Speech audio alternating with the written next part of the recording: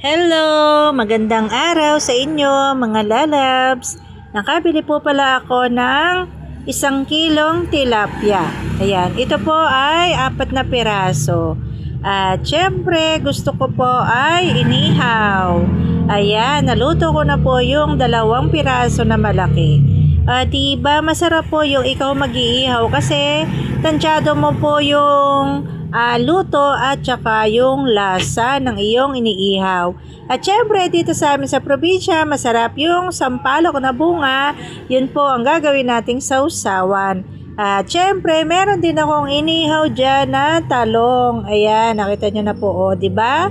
Inihaw na talong, masarap po kasi pang-partner. At syempre, ito pong sampalok, nilagyan ko ng tubig para po pagkatapos ay ilalaga natin dyan. At syempre, yung okra, isama ko na rin dyan para isang lutuan na lang po mga lalabs. Ayan, yung palawit ng cellphone ko ay nakikita pa. Ayan, isinama ko na dito para isang lagaan na lang po siya. At syempre, ayan, yung pinakagitna, tinaob ko siya para maluto po yung loob. Ayan, ito pong tilapia ay nilagyan ko na po yan ng asin at saka konting seasoning para may lasa. At eto nga po palang kalan ko ay nasira na yan dati. Pero syempre, yan po ay ginawa ko ulit. O ayan po yung aking iniihaw. Ayan, dahil pag may pumapatak ay nag-aapoy. Ayan, ganito lang po kami sa probinsya mga lalabs. O diba, ganito lang ang buhay namin. Simpleng buhay, pero kahit paano ay masaya. O diba, ayan po yung aking iniihaw. Etong isa ay luto na siya.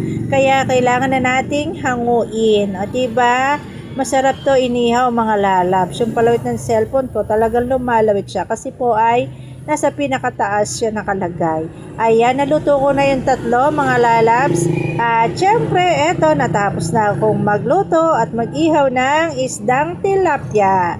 Ayan, masarap po itong ulam dahil may partner itong bungang sampalok na sausawan at syempre ginisang bagoong.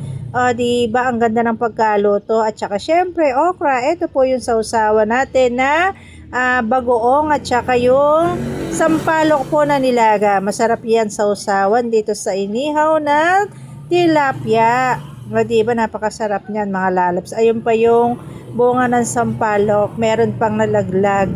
Diba ayan po ako'y nakaluto na. At syempre ready na tayong kumain mga lalabs. Ayan, itong buhay na ganito, kahit simple, basta kumpleto ang pamilya, sama-sama, ay masarap na. Yun lang. Thank you so much for watching. Subscribe and share. Bye-bye mga lalabs.